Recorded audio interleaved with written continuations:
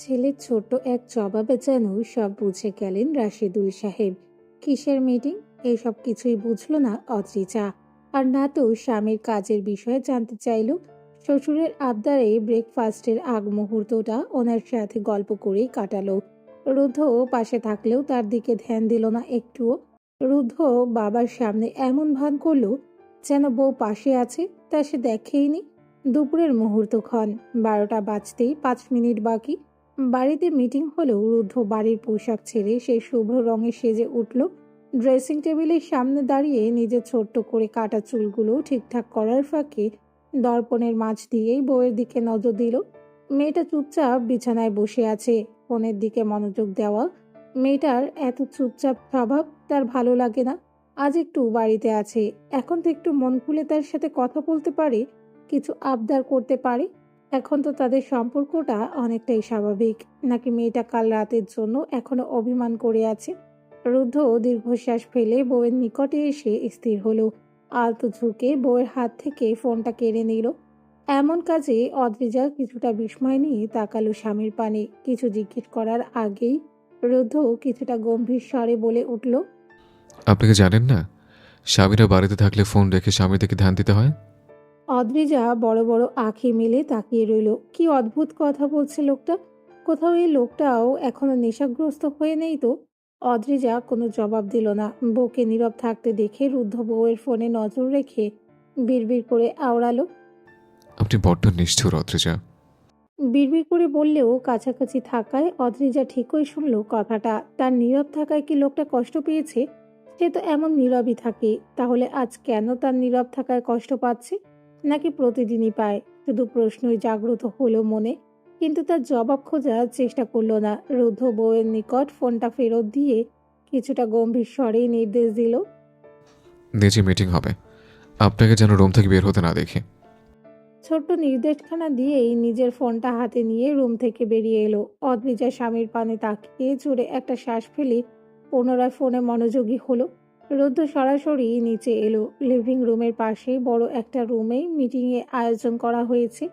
তার বাবাও প্রায় বাড়িতে মিটিং রাখতো, তাই ওই রুমটাকে মিটিং রুম বলেই চেনে সবাই।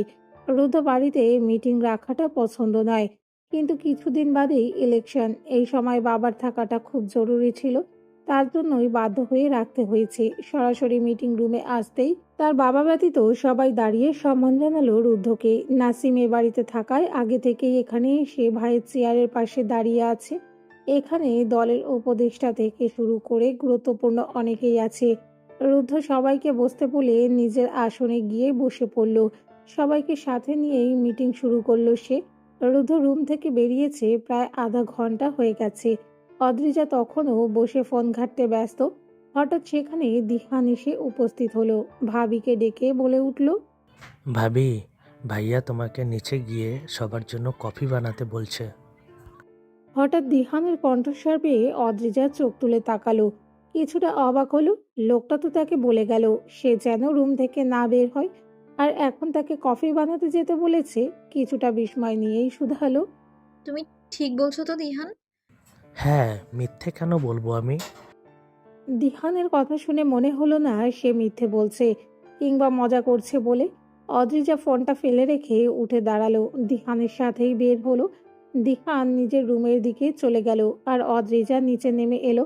লিভিং এরিয়ায় কাউকে দেখলো না। আজ তো ছুটির দিন, রায়া ঈশানী সবাই বাড়িতে আছে। তারা এখানে নেই কেন? নাকি রুমে বসে আড্ডা দিচ্ছে? বেশি না ভেবে কিচেনে এলো। কতজন এসেছে তাও জানে না অদ্রিজা, তবুও কম করে 10-12 জনের মতো কফি বানালো। জামা পরে আছে বিধায় সুন্দর করে ওড়নাটা মাথায় জড়িয়ে নিল। কাপগুলো দুটো ট্রেতে সাজিয়ে নিয়ে একটা ট্রে হাতে নিয়ে কিচেন থেকে বের হলো। এবার রোনাকে লিভিং রুমের সোফায় বসে থাকতে দেখা গেল। ফোনে চোখ আটকে আছে ছেলেটার। কোন রুমে মিটিং হচ্ছে তাও জানে না সে। তাই উপায় না পেয়ে রোনাকের কাছাকাছি এগিয়ে এসে দাঁড়ালো। নরম কণ্ঠে শুধালো, আপনার ভাই কোথায় ভাইয়া?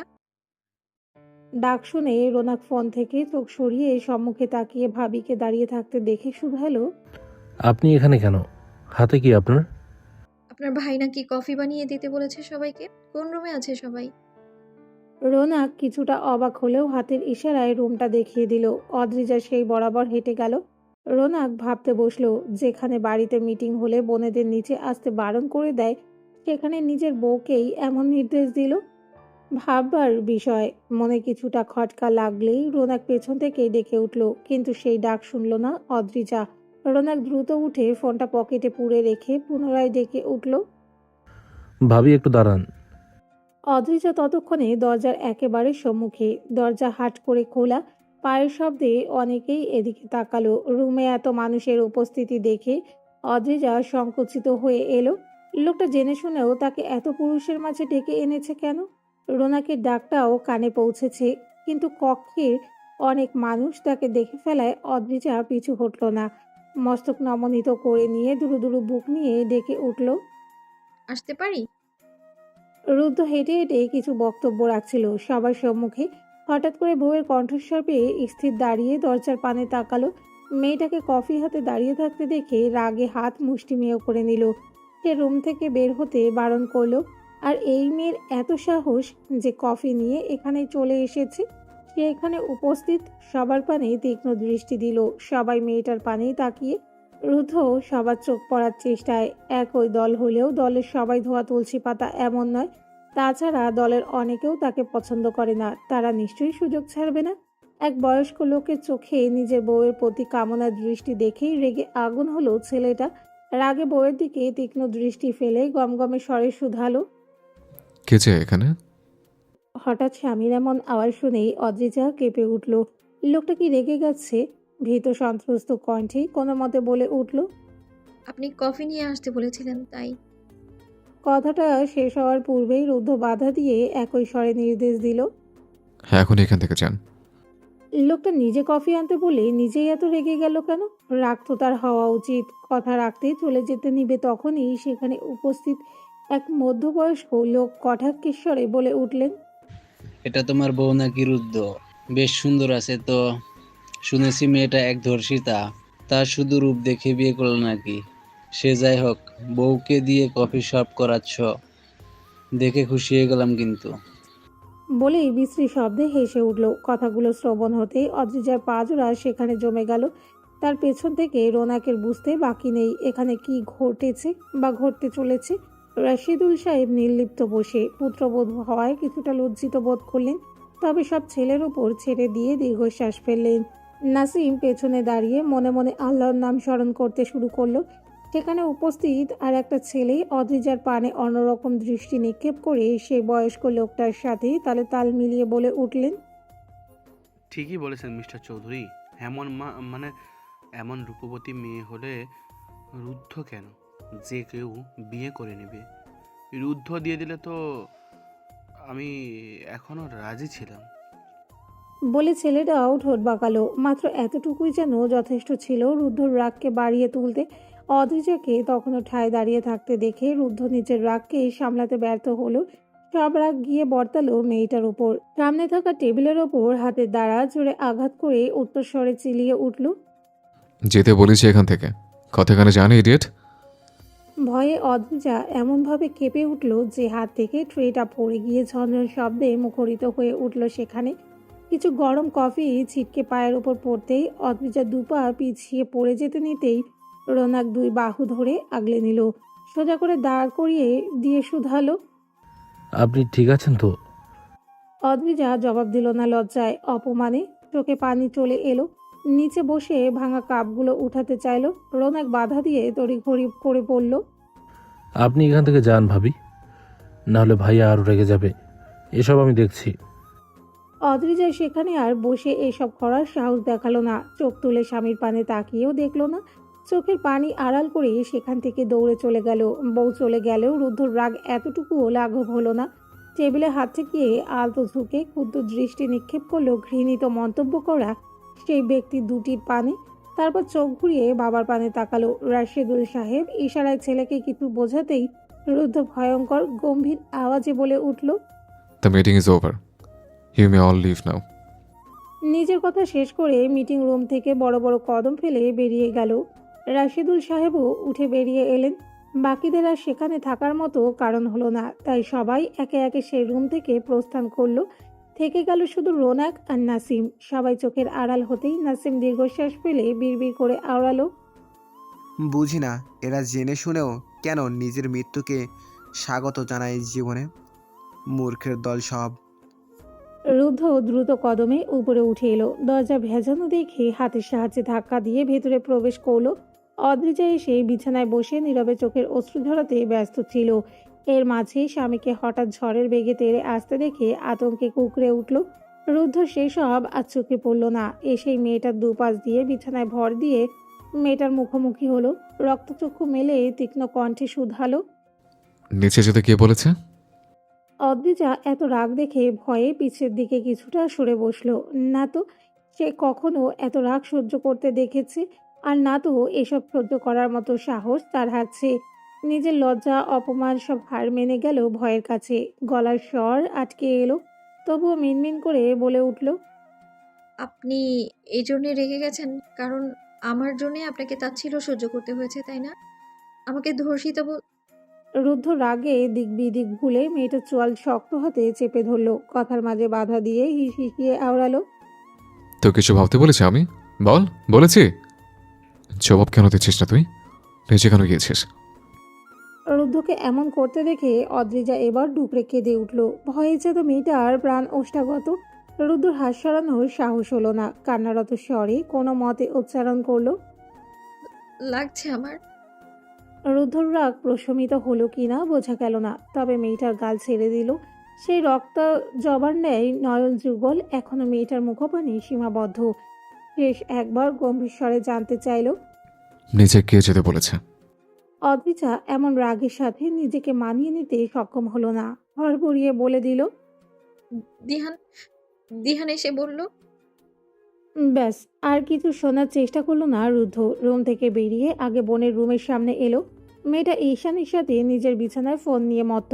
রুদ্ধ মেয়ে দুটোকে কিছু বুঝতে না দিয়ে বাইরে থেকে দরজাটা আস্তে করে লক করে দিয়ে সেখান থেকে নিচে চলে এলো। নিচে এখনো তার বাবা ভাইয়েরা দাঁড়িয়ে। রুদ্ধ সেখান থেকে জোরে চিৎকার করে ডেকে উঠল। দেহান, নিচে আয় দ্রুত। রুদ্ধর এক চিৎকারেই যেন পুরো বাড়িটাকে কাঁপিয়ে দিতে সক্ষম হলো। দিহান রুম থেকে দৌড়ে এলো, সেই সাথে বাড়ির দুই মহিলাও ছুটে এলো। দিহান বুঝলো না ভাই কেন তাকে এত জোরে চিৎকার করে ডাকলো, কিন্তু চোখ মুখেই বলে দিচ্ছে ভাই রেগে আছে।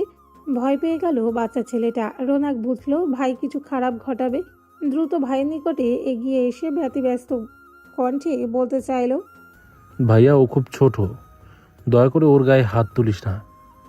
রুদ্ধ শুধু শান্ত দৃষ্টি মেলে ছোট ভাইয়ের পানে তাকালো। এতেই রোনাক মুখে কুলুপ এঁটে পেছনের দিকে সরে দাঁড়ালো। রুদ্ধ পাশে দাঁড়ানো ফুপির পানে তীক্ষ্ণ দৃষ্টিতে তাকালো। তারপর হেঁটে গিয়ে স্টোর রুম থেকে একটা হকি স্টিক নিয়ে এলো। বাবা মা কাউকেই মানল না। রাগের বহিঃপ্রকাশ ঘটাতে এসেই সেখানে থাকা মাঝারি সাইজের একটা কাচের তৈরি টেবিলে আঘাত করল। এক আঘাতেই টেবিলটা চুরমুর করে ভেঙে গেল। সেখানে দাঁড়ানো প্রতিটা মানুষ শান্ত। কারো এগিয়ে আসা থামানোর সাহস হলো না, কিংবা ইচ্ছে হলো না। দিহান ভয়ে তার বড় মামির পেছনে লুকালো। ভাইয়েরা তো রাগের কারণ কিছুই বুঝলো না। রুদ্ধ ভাইয়ের পানে শান্ত দৃষ্টি মেলে শান্ত স্বরে বলল, আমি তোকে বলেছিলাম যে ভাবিকে গিয়ে বল নিচে এসে কফি বানিয়ে দিতে। দিহান ভয়ে দ্রুত দুপাশে মাথা নেড়ে না বুঝালো। জবাব পেয়ে রুদ্ধ রেগে উচ্চারণ করলো, তাহলে কেন গিয়ে বলেছিস আমি কফি চেয়েছি?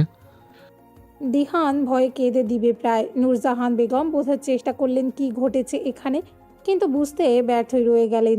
দিহান আর চোখে মায়ের পানে তাকালো। দিহানকে এবার জবাব দিতে না দেখে রুদ্ধ হাতের কাছে যা পেল তাতে আঘাত আনলো। টিভি, কাছের তৈরি বিভিন্ন শপিস। দিহান এবার ভয়ে কেঁদেই দিল। রুদ্ধ ভাইয়ের কান্নাকেও পাত্তা দিল না। তীক্ষ্ণ কণ্ঠে বলল, দ্রুত জবাব দে দেহান। দিহান জবাব দিতে সক্ষম হলো না। রুহানি বেগম ভয়ে ভয়ে দুপা এগিয়ে এসে থেমে থেমে বলে উঠলেন, আমি বলতে বলেছিলাম ওর কোনো দোষ নেই। রুদ্ধ বোধহয় এতটুকুই শুনতে চেয়েছিলেন। হাতের হকি স্টিকটা ছুঁড়ে ফেলে দিল। দুপা এগিয়ে এসে স্থির হয়ে দাঁড়ালো ফুপির সামনে। শান্ত দৃষ্টিতে তাকিয়ে শীতল কণ্ঠে জানতে চাইল। এর কারণ জানতে পারি?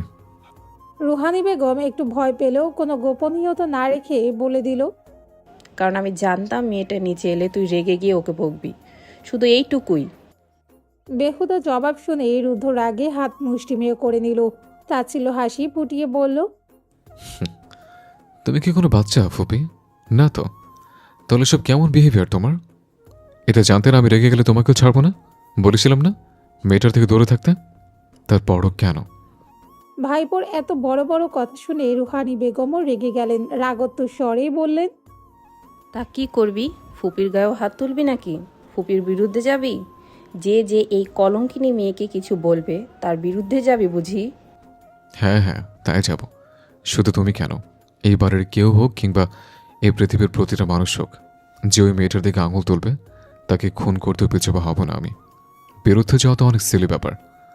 কথার পৃষ্ঠে রুদ্ধ চিৎকার করে বলা কথায় প্রতিটা মানুষ বিস্ময়কর দৃষ্টি নিবদ্ধ করে রুদ্ধর পানে। সামান্য এক মেয়ে যাকে 2 মাস আগে বিয়ে করে এনেছে, তার জন্য এত বড় একটা কথা বলে দিল ছেলেটা। সবাই সবার জায়গায় থম মেরে রইল। পরিবেশটা হঠাৎ নীরব হয়ে গেল। শুধু রুহানি বেগম বিস্ময় নিয়ে উচ্চারণ করলেন। রুদ্র। রুদ্ধ হঠাৎ ফুপির সামনে 2 হাঁটু ভেঙে বসে পড়ল নিচে। হাত জোর করে নরম স্বরে বলে উঠল, তোমার কাছে আমি হাত জোর করে অনুরোধ করছি, দয়া করে তাকে আর কিছু বলো না। মেয়েটা যেমনই হোক, সর্বোপরি সে আমার স্ত্রী। তুমি জানো আমার বড্ড অপরাধ বোধ হয় মেয়েটার খারাপ সময় আমি তাকে রক্ষা করতে পারিনি বিধায়। এখন তাকে যখন একটু ভালো রাখার প্রয়াস করে যাচ্ছে, তখন সে বলে তার নিকটে আমাকে ছোট করে দিও না। আমার অপরাধ বোধ আর বাড়িয়ে দিও না ফুপি, অনুরোধ করছে। তখনও সবাই নীরব, শুধু অবাক দৃষ্টিতে তাকিয়ে। রুদ্ধ পুনরায় বলে উঠল, তোমাকে এ বাড়ি থেকে চলে যেতে বলার অধিকার নেই, কিন্তু তোমার সমস্যা হলে বলো, আমি ওকে নিয়ে এখন এখান থেকে চলে যাচ্ছি।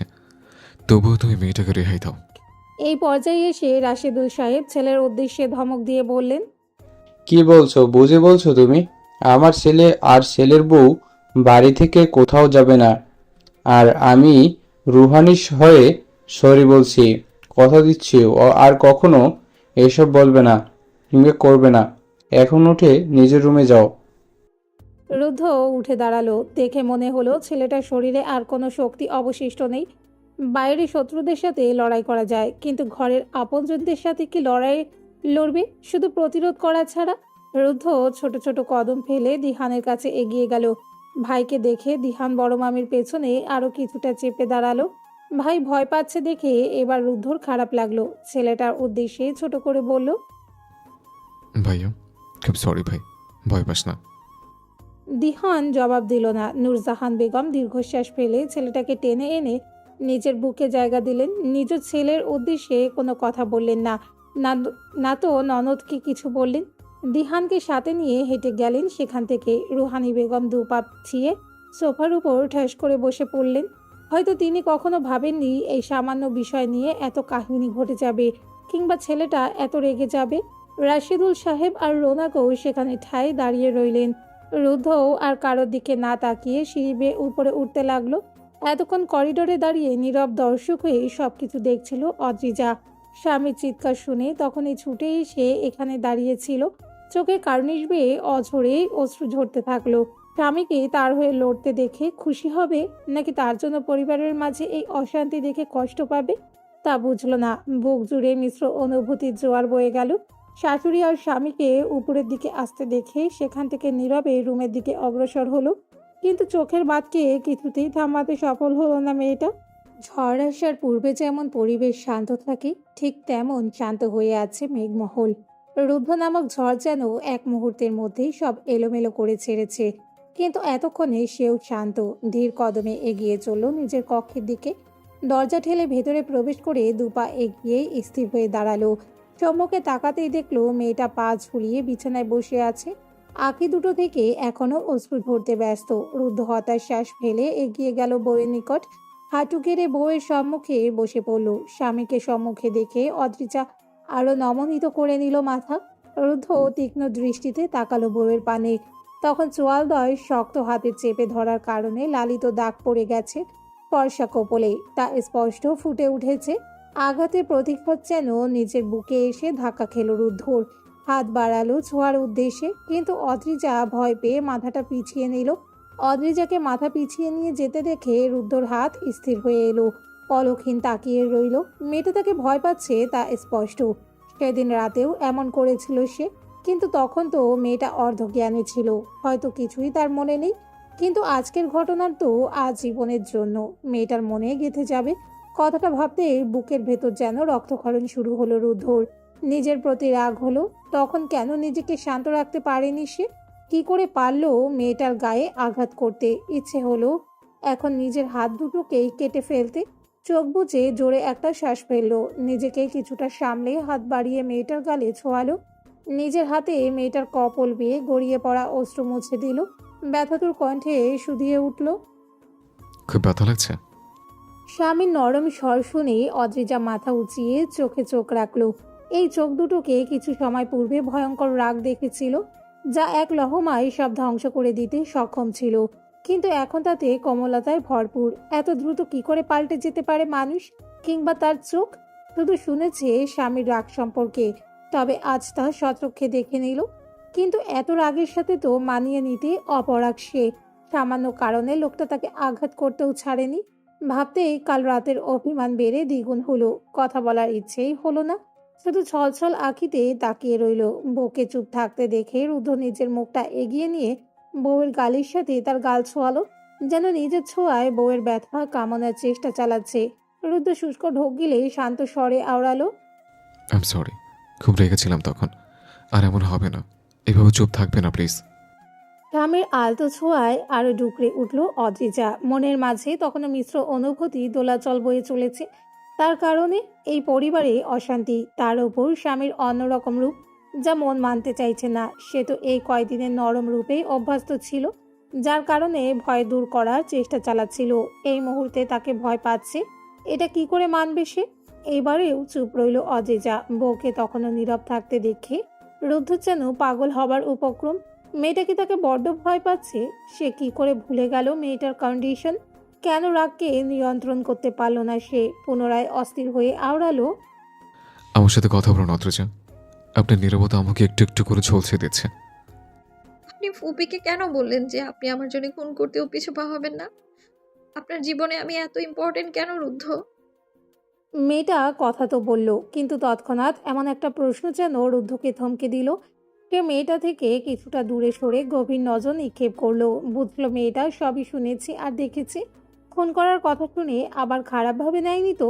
রুদ্ধ ভয়ে অধরে অধর চেপে ধরল। পরক্ষণে অধর কোণে কিঞ্চিত হাসি ফুটিয়ে জবাবে বলল, আপনি আমার স্ত্রী অত্রজা, আর স্ত্রী স্বামীর জীবনের সবচেয়ে বেশি গুরুত্বপূর্ণ হবে। এটা কি স্বাভাবিক নয় বলুন? লোকটা যে খোলাখুলি জবাব দিতে ব্যর্থ হলো তা অদ্রিজার বুঝতে বাকি নেই। এতে যেন অদ্রিজার অভিমান আরো গাঢ় হলো। ধরা স্বরে বলল, আবার কেন মনে হচ্ছে আপনি আমার থেকে কিছু লুকাচ্ছেন? সত্যি লুকিয়েছেন, তাই না? রুদ্ধর ক্রমাগত ওঠানামা অ্যাডাম অ্যাপেলসের দিকে তাকিয়ে রইল অদ্রিজা। রুদ্ধ বলতে চাইল, আমি আবার কি লুকাবো? আপনি কি বোঝাতে চাইছেন? আমি আমি নিচে যেতে চাই। পথ ছাড়ুন আপনি। আপনার কাছে থাকতে ভয় করছে আমার। এতটুকুই বোধ হয় যথেষ্ট ছিল রুদ্ধকে পুরোপুরি ভেঙে গুড়িয়ে দিতে। যে মেয়ের ভয় দূরীভূত করার জন্য সে প্রাণপণ লড়াই করে যাচ্ছে, সেই মেয়ে এখন তাকেই ভয় পাচ্ছে, এটা সে কি করে মেনে নিবে? রুদ্ধ একটা হতাশ শ্বাস ফেলে উঠে দাঁড়ালো। স্বামীকে দূরে সরতে দেখে অদ্রিজাও উঠে দরজার দিকে হাঁটা শুরু করলো। তীক্ষ্ণ বুদ্ধিসম্পন্ন রুদ্ধ ঠিক বুঝলো তার বউ তাকে যতটুকু ভয় পাচ্ছে তার থেকে অনেক বেশি অভিমান করে আছে। কি করে এখন বউয়ের অভিমান ভাঙাবে সে? হঠাৎ কিছু মাথায় আসতেই পেছন থেকে বউকে ডেকে বলে উঠল, বাপের বাড়ি যাবেন অত্রজা? তাহলে আপনাকে রেখে আসি। অদ্রিজা স্থির দাঁড়ালো। বাবা মাকে কতদিন দেখে না, গেলে খারাপ হয় না ভেবে ছোট্ট করে বলল। আমি আব্বুকে ফোন করে বলবো যেন আমায় এসে নিয়ে যায়। রুদ্ধ বিরক্তি হলো। সে মুখে বলল দিয়ে আসবে, আর এই মেয়ে বলছে বাবাকে ফোন করে আসতে বলবে। সে এটা কখনোই হতে দিবে না ভেবে দ্রুত এগিয়ে বউয়ের একটা হাত আঁকড়ে ধরল। হাতে বল প্রয়োগ করে বউকে নিজের অনেকটা নিকটে এনে দাঁড় করিয়ে দিয়ে এক হাতের বাহু বন্ধনে আঁকড়ে ধরল। কানের কাছে মুখ নিয়ে নির্লিপ্ত স্বরে বলে উঠল, আমি জানি আপনি আমার উপর অভিমান করেছেন। আমি সরি অত্রজা, প্লিজ অভিমান করে থাকবেন না। এমন ভুল আর হবে না। আমার সাথে চলুন প্লিজ। অদ্রিজা নিজেকে ছাড়ানোর চেষ্টা করলো না, কেবল ধীর স্বরে বলল, ঠিক আছে, আপনার সাথেই যাব। এখন যেতে দিন আমায়।